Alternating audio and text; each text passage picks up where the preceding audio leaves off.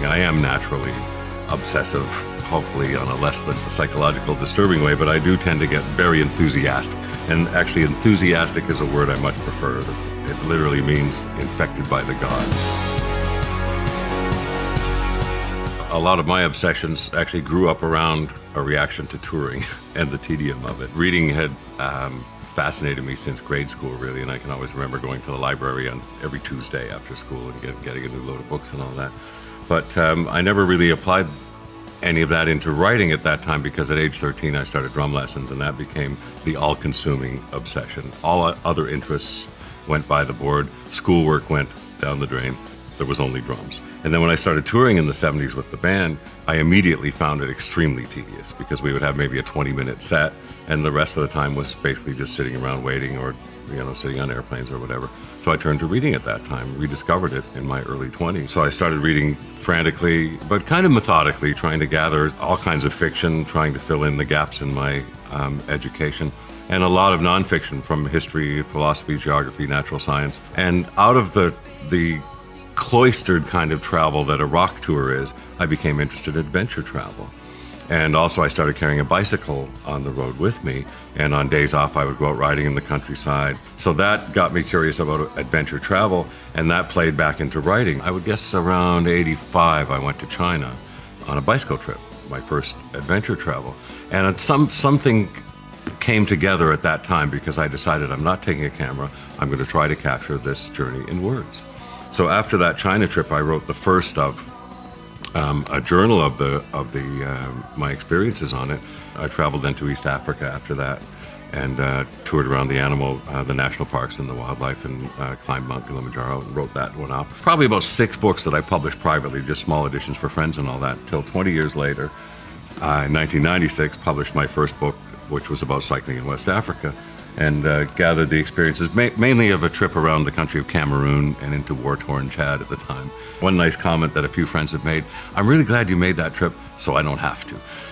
But that's where my taste for travel, which I've always loved since childhood, and then adventure travel took it up a notch, and then writing came into it. That's what I wanted to write about. So after The Masked Rider, then I had certain reverses in life that led to the next book, which is about a motorcycle journey around North America, from the Arctic to Central America and Belize. 55,000 miles of motorcycling and reflection that led me into a new kind of life.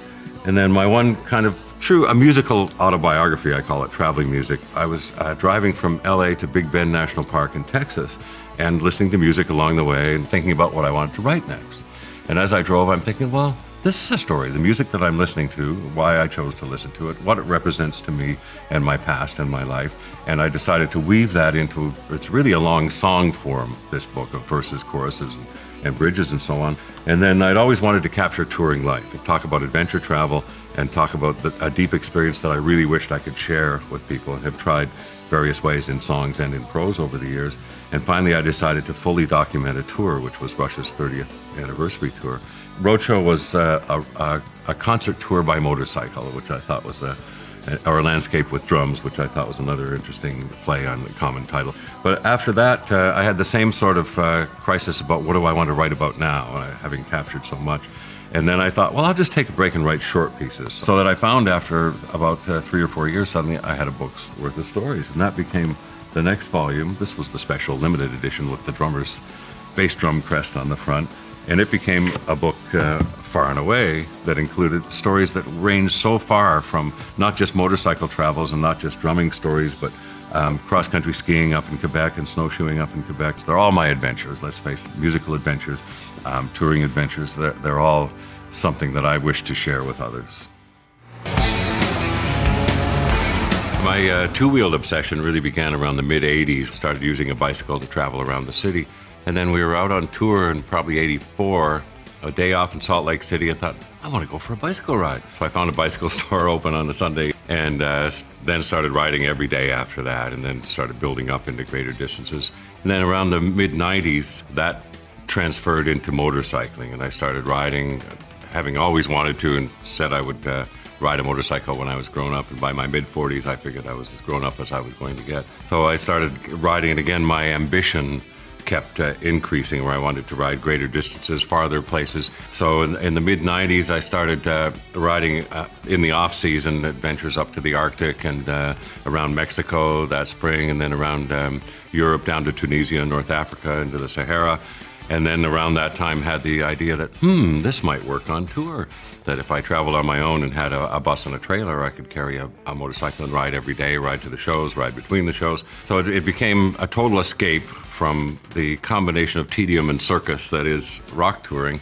And also what an entree into the wonderful world of the national parks of North America, the scenery, the small towns, and immediately I gravitated toward the small roads. Again, GPS came along, was a huge addition to my touring repertoire, because suddenly I could trace the tiniest little roads on the map. But every day is that kind of adventure, and when I get a new itinerary, I don't look at where the concerts are, I look at the days off between them, what I can do on that day. It's not one big happy adventure. When I get up on the bus in the morning and roll my bike out of the trailer, there's no place I'd rather ride than home.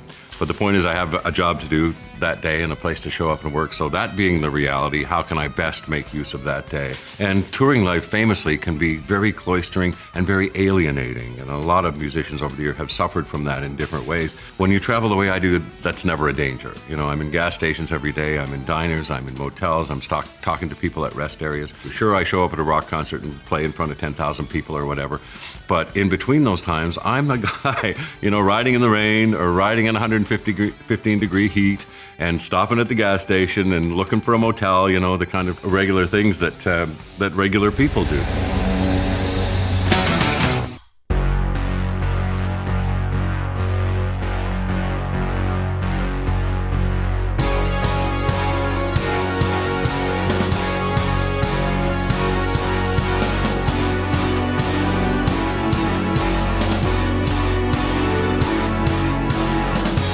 Drums and cymbals in general, it might be said that the drums are the verbs and subjects of the sentence. Bass drum, snare drum being typical fundamentals for rock patterns. And then what I would call the connective tissue is the hi-hat and the ride cymbal. They have a beautiful contrast to each other, I think, in terms of the expression, the tightness and control. Sometimes in a song, you can have a nicely controlled verse and then, boom, open up to a really nice wide washy effect, syncopated with bells, notes on the bow. Sometimes it can be quite retiring. So again, what you notice are the subjects and verbs, the hard words of the sentence, and then the wash of the ride just connects that together in a textural way that's very nice.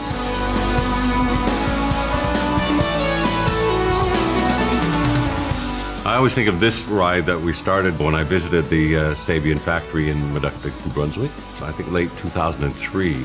The first thing we did sitting in the vault was put up a plain gray pie of metal and then explored different treatments of the lathing and the hammering had on it. So with Mark Love, the metallurgical guru, he would keep going away and coming back with different ones, and we'd try them and discuss them, and eventually arrived at the combination of lathing top and bottom and the hand-hammered bell that gave all of the qualities that I like so much, because I like that washy character with nice definition on the sticking on the bow, but especially across the bell, where I'll often have the shoulder of the stick there for quite a percussive implication. And you can play fills on the bell of a cymbal, really, with a little careful placement of where they lie.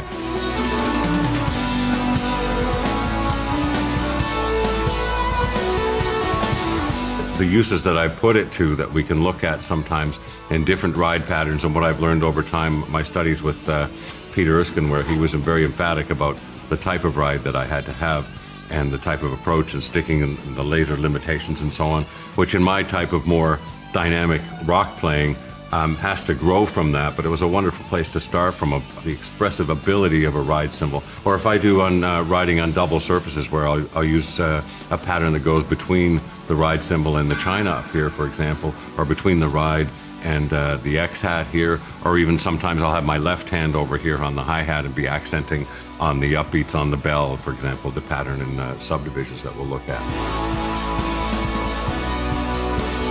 For me, having developed the instrument, that piece of the drum set that was exactly to my specifications was a big part of developing the whole Paragon line of equal expressions in terms of crash cymbals and effect cymbals.